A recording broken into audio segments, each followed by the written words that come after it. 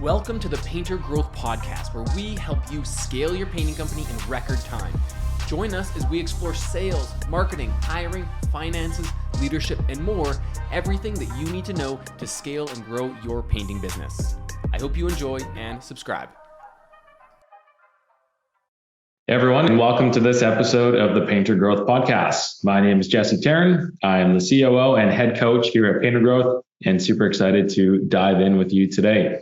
Today, we're going to be covering either people's favorite topic or a topic that they're completely afraid of, which is all around financials, all around money. So it's going to be a super fun episode today. And today's a solo. So I'm here, and how I like to do these solos is more like having a coffee, having a conversation, and talking about things that I find are super interesting. And sometimes people agree. Not all the time, but sometimes. So what the team has done for this episode is they've actually taken a number of different Brushbusters letters, and they just distilled it down to a number of questions. So I can get through just a number of really pointed and direct questions.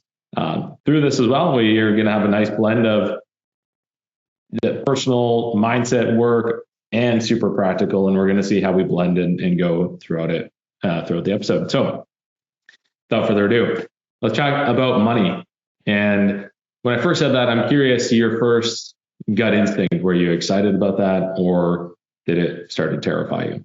And that'll tell you a lot of how you're perceiving the reality of money. Now, one thing that we talked about pretty deeply at the mastermind was getting over of all the associations that you have with money, and particularly around different dollar amounts. So when you think about $100,000, what are the associations that come to your mind? Like if I deposited $100,000 into your bank account today, what would that mean for you? And you can take it to the next level and say, $1 million. Okay, well, what are the associations that are automatically firing? What would that mean for you? And the key here is all those associations that are subconsciously firing right now are learned. They were learned throughout your childhood, and they're not necessarily the truth or the reality. And so if we can start to see money for what it is, which if we could just look at it and say money is a tool, it's a tool and it's additional resources. And with those additional resources, I can do more cool things in life or cool things in my business. Then it starts to take a very loaded topic where it feels heavy and it feels dense with all the different associations that might be tied to your self-worth or how you feel about a person or your happiness level or anxiety levels, all those types of things. And instead, we just start to say, hey, this thing, this amount of money, it's a number, and it's a number on a piece of paper, it's a number on a screen, or it's the amount of money, cash in a hand, and it's just a tool. And if we can start to view it as a tool, then it becomes less scary and it becomes a little bit more exciting to play around with. And so that's the first thing that I would say for you guys today is how are you actually viewing it? And if we start to view it as a tool, we can start to see that, well, really $100,000 means nothing. $1 million means nothing. $10 million means nothing. And once we can get to this place of neutrality, then we can start to look beyond that. And once we can accept that reality, then we can actually move past the limit of what it is. Now, here's how it plays out. And the reason why I'm so passionate about this topic is I think about my own life. And for the longest time, I had this made up construct around $1 million. And I had all these stories, all these associations that when I had $1 million in my bank account or made up of some set of assets outside of my painting business, that being cash, equities or stocks, bonds, that type of deal. If when I had $1 million, I had all these stories around, oh well, then I'll feel safe, then I'll feel secure, then I'll feel like having like I made it. Oh, then I'll start doing all the things that I want to do with my life. And I realized that, a lot of my early years when I had these stories playing out is I wouldn't let myself do things in my life that I wanted to do because of this milestone, this thing that I had just made up in my head. And ultimately I just made it up.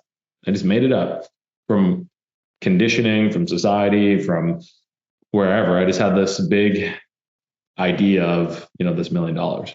Once I realized that it meant nothing and that I actually just made it up and it was just a story, I fully was able to actually see what was happening in the reality And the funny thing is once I let that go, my life immediately became considerably better. Because no longer did I start tying money to self-worth. Did I start tying money to how happy I was feeling? Tying not, I started letting myself enjoy life a lot more, knowing that I could, and I didn't have to wait for this thing that I had just made up. And the ironic part is when I did those things, a lot more money started finding me. Instead of me feeling like I was just pursuing it, money started to find me in different unique ways. And I realized that I was operating from this place of abundance rather than just fear and scarcity. And and then also I forgot that I was tying money to this idea of being safe or secure and not looking at myself first and saying, I am safe, I am secure, and I always have been. And from that place, now we can look at money as that tool to go do cool things in life.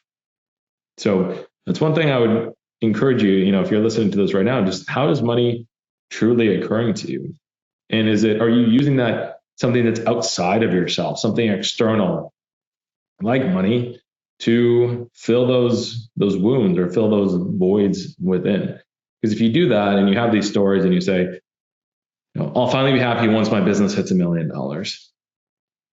Well, you're going to get there and you're going to realize that as soon as you do that, you're still going to have the same anxiety.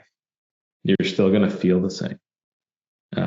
And you're still going to have all the similar feelings, because then you're going to create a gap. You're going to create another gap. As humans are hardwired for growth, and it's not a bad thing. It's just, it is what it is.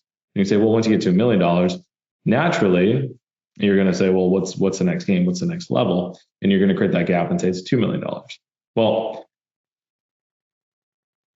there's nothing inherently bad, and I would actually encourage you. Yes, that is just humans, and you're hardwired for growth, and that's fantastic. The idea is, though, is you don't limit yourself from living life until you hit these made up things.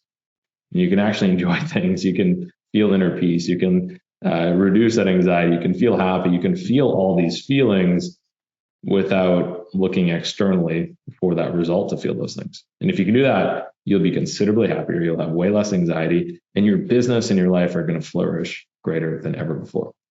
Now, again, that and this conversation is based around the fact that it's also there's also what we call baseline 1 in Painter Growth. One thing we chat about with baseline 1 is, what is your overhead in your business?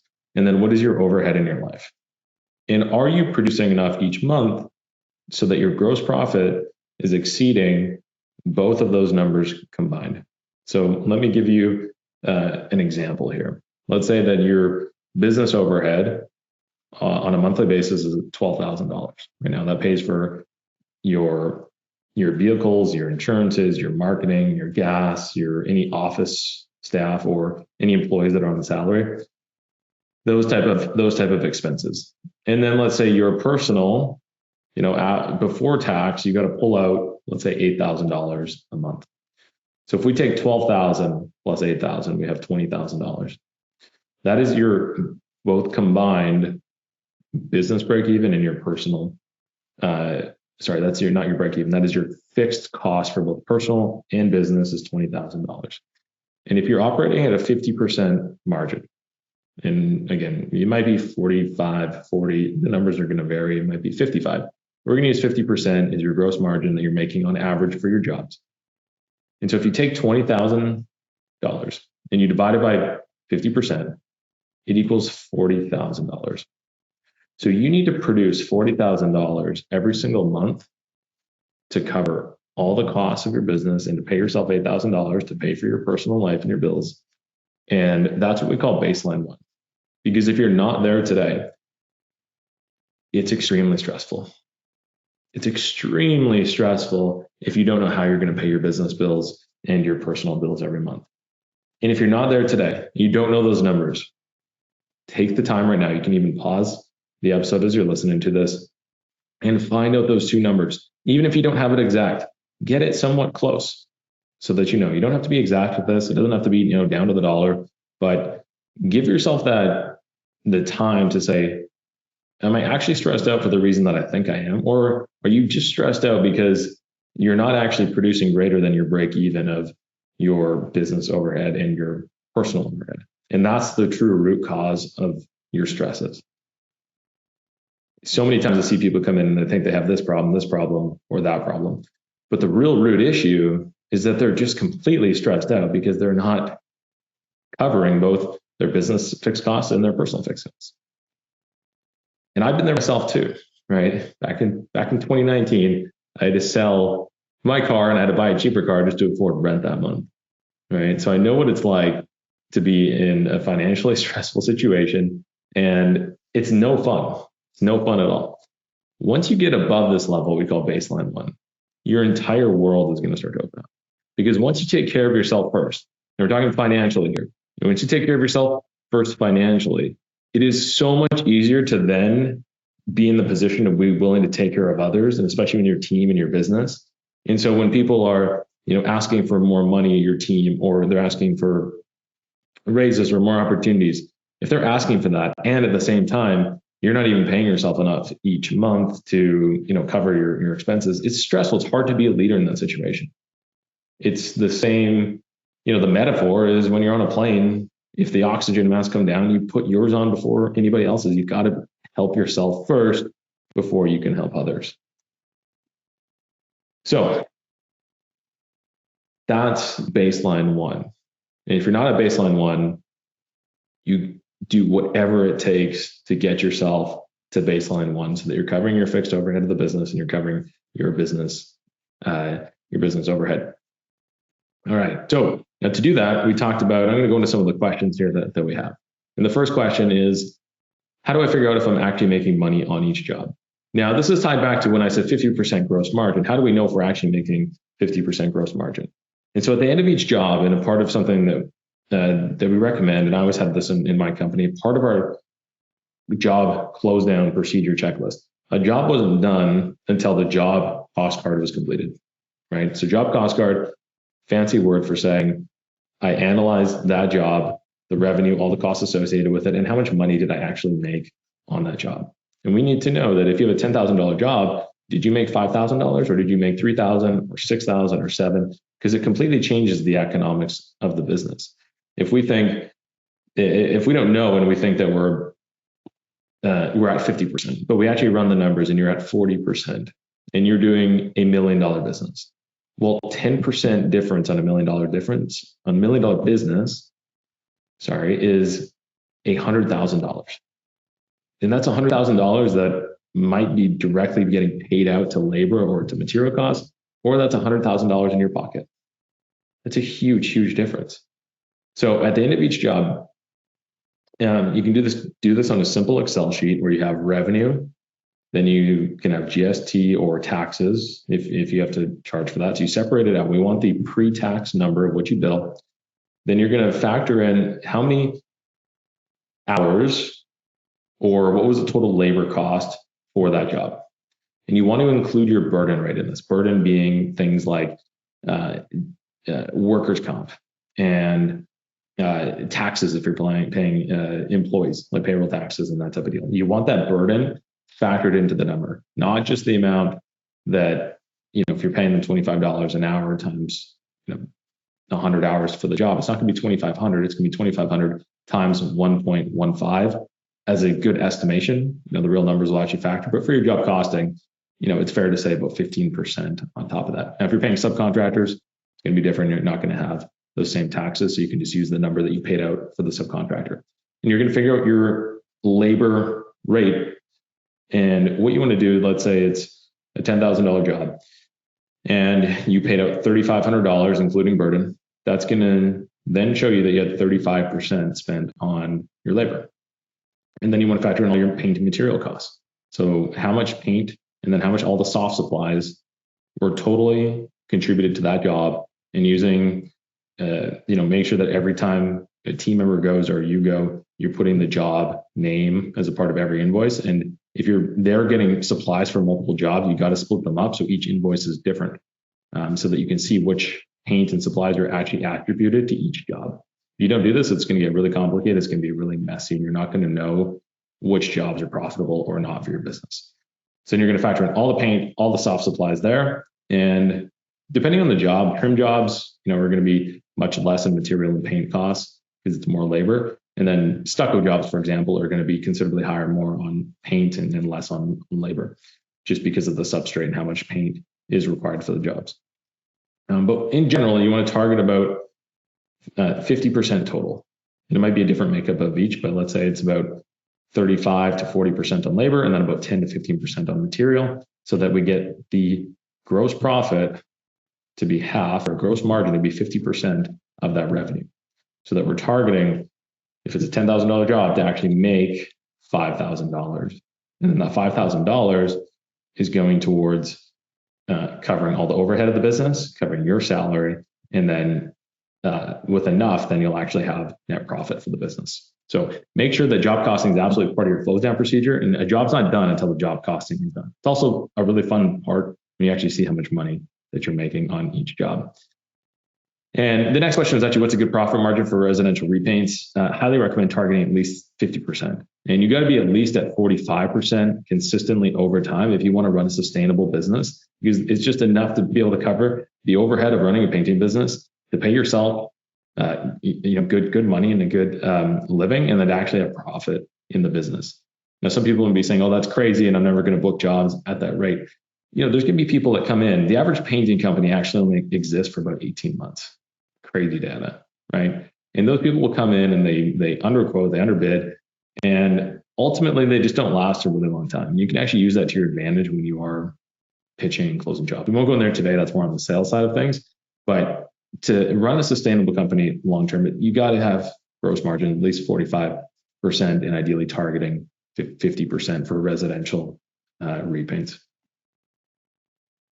And the next question here is, how much should I be paying myself right now?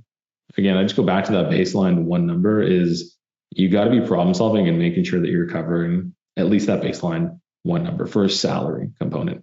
Then you want to think about the business as a whole and say, okay, I'm making $8,000 a month as salary. That covers my living costs. We're taking care of there. Then what I would do is just look at how much net profit beyond that is going to be generated in the business. And then you can take a dividend or however you want to split that up. But that's one way to do it.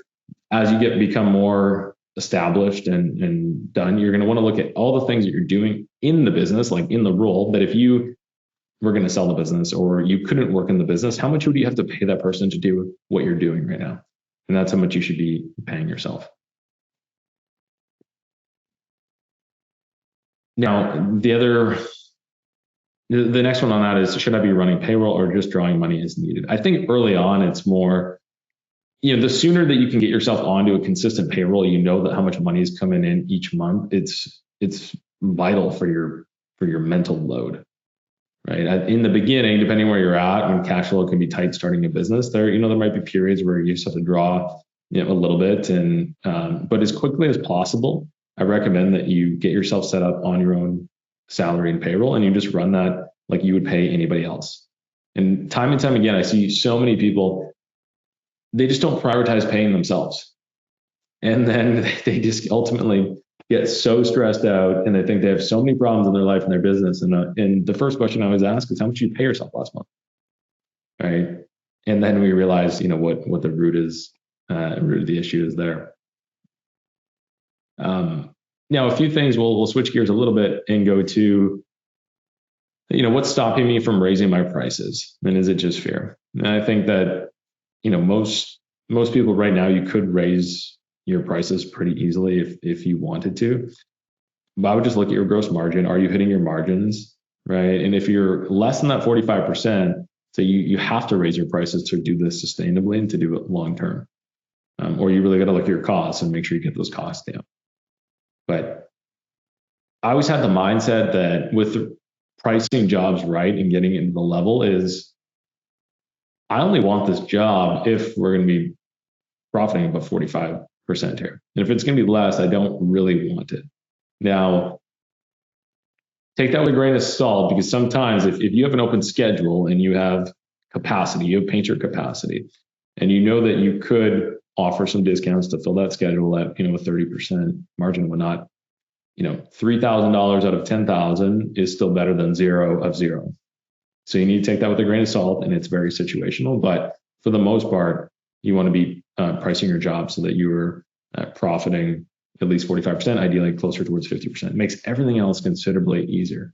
Because when you make that money, you're more calm. You can hire better people. And your customer experience then becomes better, which gets you more referrals, which then allows you to continue to price higher. It just becomes this perpetual flywheel in a positive direction. And the opposite of that is you price your jobs too low, which means you're not making that much money, which means you can't hire additional help. You can't hire top talent. Then your experiences are worse, which means you have to keep discounting your prices to get clients because your product isn't that good. And it becomes this perpetual flywheel in the wrong way. So I think you just need to think which flywheel do you want to be on, and how do you want to play this game? And then there's like there is that mindset piece of it, of knowing your worth internally, and knowing that the experience and everything that you offer here in the service is worth the value stack that you're doing. Think, how do I provide 10 times more value than the price that they're paying? And if you can think about the value that you're doing, then the price becomes irrelevant, right? So think value first, and how do I provide so much value that it's considerably more than any price I could ever charge? All right, I'm running a little bit low on time here on this one. This is a super dense topic, and there's a lot of questions on here, so I might have to do another follow-up episode. If you guys like this one on financials, talking about money, the mindset, the psychology of money, and then some very specific tactical things, let us know. Send us more Brushbusters letters. Send us letters in with your questions that you guys have. Post in the comments below, and make sure to like and subscribe to the channel as well if you guys are enjoying this and getting a ton of value. So thanks for being here, and that's another episode of the Painter Growth Podcast.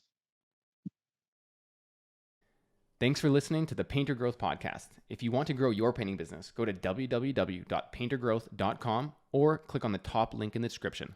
Talk soon.